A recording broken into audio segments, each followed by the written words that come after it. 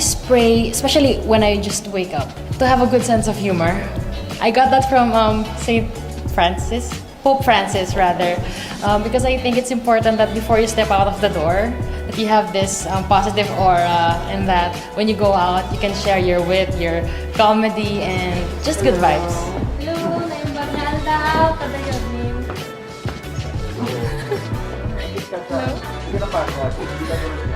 Morning workout.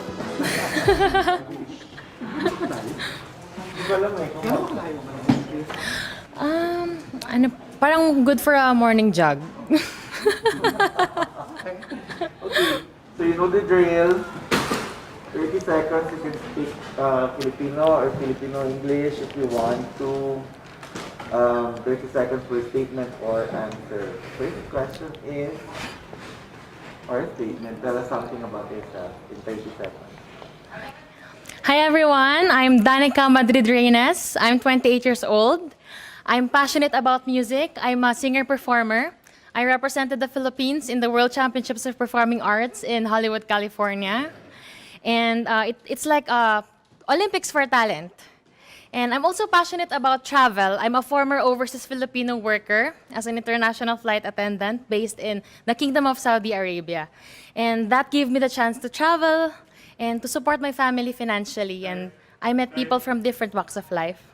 Para naman hindi kami mabore buong araw na magtatanong, kanta ka naman konti. So sample lang sa You are the universe, and there is nothing you can do. If you conceive it, you can achieve it. That's why I believe in you. Yes, I do.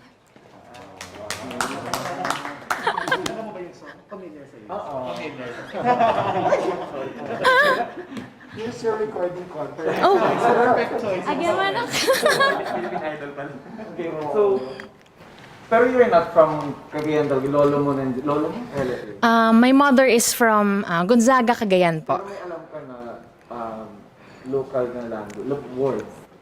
Yung alam ko pong Ilocano words is yung every time pinapagalitan ako ng nanay ko in Ilocano. So I need one beautiful word in your local language, and what does it mean? Agyamanak apo. Salamat, Diyos. It's beautiful. Yeah, Yamanak means salamat. Yeah, Mario. Alright. So about your childhood naman, what is that learning experience that you had as a child that made so much impact on you? When I was a child, my parents brought me and my brother with them in a remote municipality in Visayas. So they went on a medical mission that went for a few years. I was still a toddler that time, and that's life-changing for me because at a very young age, I was able to experience that humble life. No electricity at night, chickens everywhere. It is a remote municipality, and so growing up, I aspire to be like my parents. Next, what is that most important lesson that you learned during this pandemic? I've learned how to be grateful each day. Like today is a great day to be alive. So, and I've learned not to take things for granted. Like for example, my loved ones, I already miss them. So every kiss, every touch, every small conversations that you have with them, don't take it for granted. And also, for the society, I've learned that it doesn't discriminate. So why do that to your brothers and sisters? I've learned a lot. If you win Miss Universe Philippines, how will you help your community? I uphold music and arts therapy. I believe in the power of our skills and talents because I know that we have to give importance to our mental health because it's just as important as physical health. And so for the youth, whenever they use their talents to empower themselves, they will channel their energy into that straight path and they will be away from the bad influences of life. So I think that we must empower the youth with their talents. What do you think, what color do you think symbolizes the phenomenal woman? Color? Yeah. The color red. Because I think red is the universal color for love. And if you're a phenomenal woman, you should be filled with love. Love not just for yourself, for God, for family, for everyone, because the universe is so vast. And I think that Miss Universe Philippines must have a spacious space of her heart to give to everyone. Okay. Speaking of space, we've been hearing the word work from home. Ito yung narinig natin recently. So what skills do you think we need for this, for the so-called work from home, which is the workplace of the future? I always see my father working from home because he's one of the vulnerable groups. So he must stay at home.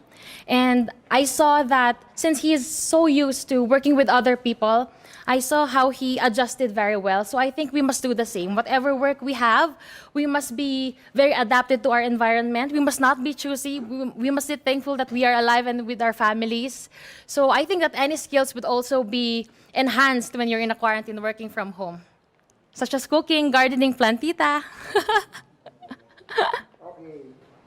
Can you name one spot, whether man-made or natural, in your province that you would like to promote to the world? You guys should go to Calao Cave. So it's composed of 7 chambers. So you can just imagine. And then I went to this main cave. It has a natural dent. So you don't need any electricity because the sunlight will go directly there. And then there's an altar, there's a grotto, and you can even have weddings there. So it's very natural, energy-saving location. And I hope that it will be very famous soon all over the world. So there's a campaign called #LoveLocal. So what local product would you want to promote and why? There's this local product from my childhood, and up to now, it's still my favorite, the Carabao sweet candy. I think it should be distributed to the whole world because it's actually the asset of Cagayan province because we produce not just agricultural products, we also have the livestock products. And one of those, of course, is from the Carabao. So I know you guys have already tried that, but I think the whole world must try that too.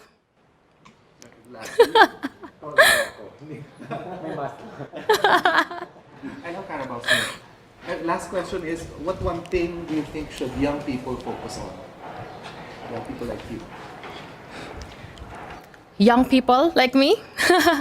I think since we have pandemic and since most people are now at home and they are really relying on internet and everything, I think we must not cancel special education. We must not cancel our work, education, and all our priorities even before the pandemic. Because even though that we have this pandemic all around us, life is not canceled. And we must go on because there's always hope. Thank you. Agyaw, anak.